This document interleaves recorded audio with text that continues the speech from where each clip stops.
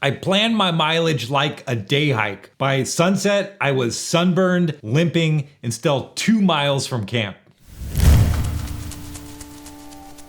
This was my first real backpacking trip. I had the gear, I had a plan, and I thought I was prepared. Spoiler, I wasn't. Most people think if you've done a bunch of day hikes, backpacking is basically just the same thing, but longer. That was definitely my mindset. Hike a few more miles, carry a few more things, easy. But once I got out there, every single bad decision I made during planning came back to bite me hard. From overpacking to underestimating mileage to just straight up forgetting basics like sunscreen or how to filter water. It added up fast. So in this video, I'm breaking down the 7 planning mistakes that made my first backpacking experience flat out miserable and how I fix every one of them now. So let's kick this off with the first thing that set the whole trip off on the wrong foot. And it happened before I even hit the trail. I didn't pack my backpack the night before. I just tossed everything into my car and figured I'd throw it together real quick at the trailhead. You know, how hard could it be?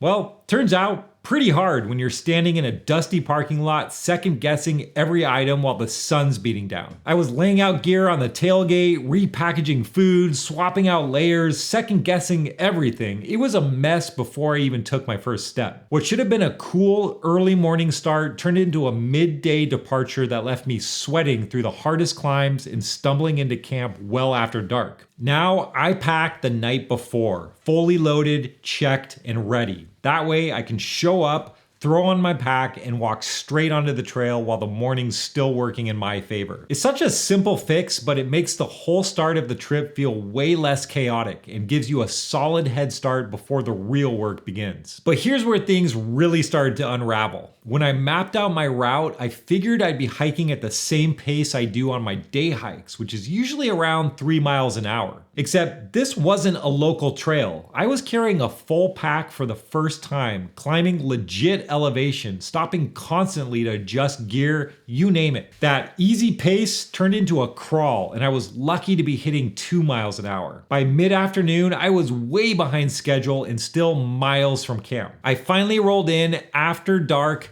totally wiped out, setting up camp with my headlamp, and I still had to make dinner. This helped me realize that backpacking routes aren't just the mileage, it's elevation, weight, terrain, fatigue, all of it. Now I always plan my mileage with buffers built in. I take what I realistically think will be my hiking time and then I add at least an hour. I might be more tired than I expect, or I might just want to go check out a vista over on a side trail that ends up extending the length of my hike. That extra hour gives me room to adapt without turning the whole day into a scramble. So remember how I said that I packed my backpack at the trailhead? Yeah, this is why that was such a bad idea.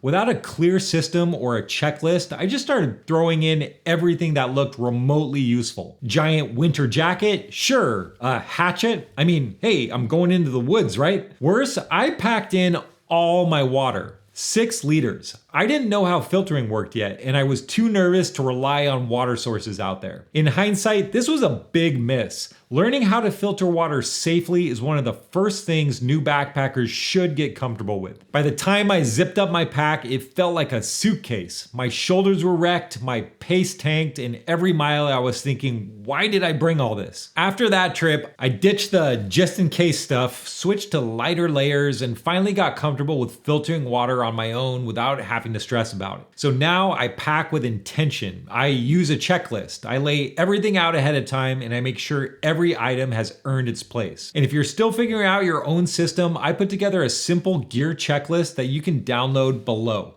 It's the one I use now to keep everything organized before each trip. So yeah, I did a few training hikes before that first trip, but none of them included a fully loaded pack. I'd hit the local trails, but just with a water bottle and some snacks, thinking, cool, I'm getting in shape, I'm getting ready. But hiking 5 miles with just a day pack is not the same as climbing 5 miles with 30 plus pounds strapped to your back. By the end of day 1 on that first trip, my knees were barking, my hips were bruised from my pack straps. I was stopping to take breaks even on flat sections, not just the inclines, because my body wasn't used to carrying that kind of weight. That combo of steep grades, a too heavy pack, and zero conditioning with a loaded pack made every day on day 2 feel like I was hiking through molasses. I wasn't injured, but I was close, and mentally, I was just drained. Now, I make weighted hikes part of my prep for every trip, even if it's just a few loops around a local park with a loaded pack. I don't overdo it, I just want my body to know what's coming so it doesn't freak out on the trail. It's a simple shift. Don't just test the gear, test the load also. Your knees will thank you.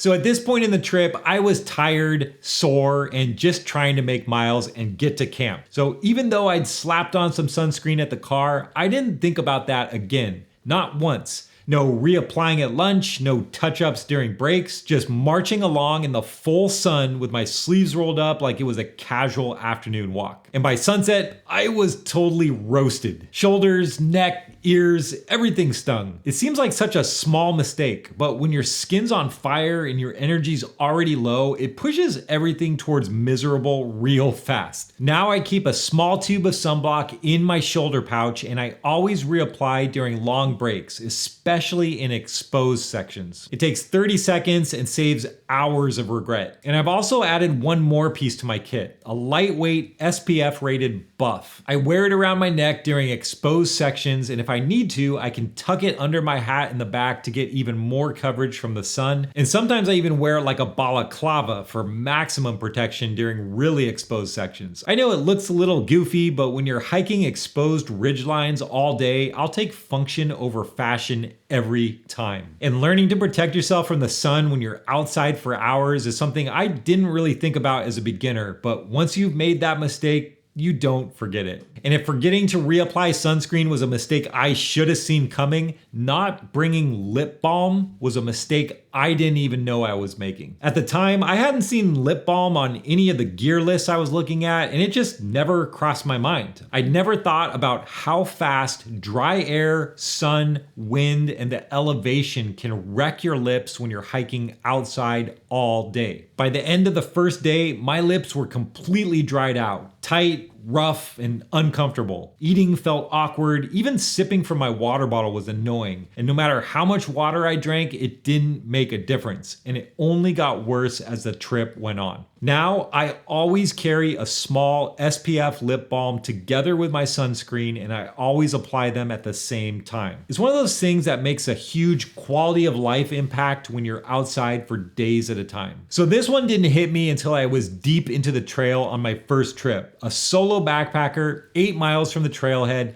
no cell signal, and not another soul around. I was hiking along, and out of nowhere, the thought hit. What would I do if I got bit by a rattlesnake out here, or seriously twisted an ankle? Back then, I didn't carry a whistle, no GPS device, I had no way to signal. I did leave my itinerary with someone back home, but that wouldn't help much if I needed help right now. That moment scared me a bit and changed how I think about risk on trail, especially when I'm solo or off the grid. So I started carrying an emergency signal whistle on my shoulder strap, and eventually I saved up for a Garmin InReach Mini satellite device, which allows me to contact emergency services without a cell signal. It's not something I ever hope to use, but just having it changes how I feel on trail. Now, you don't need to be paranoid out there, but you do need a way to get help if something goes wrong. Sometimes just having a backup plan is enough to keep things from becoming a real problem. And honestly, that was the theme of this whole trip. I thought I was prepared, but every small gap in planning caught up with me. And one by one, those mistakes stacked, and the trail didn't let any of them slide. The good news, you only have to learn them once. But not every mistake I made in my early backpacking days was mine alone. Some came from advice I was given and probably shouldn't have followed. I break those down in my next video here. So appreciate you being here. Start planning your next trip, and I'll see you out on the trail.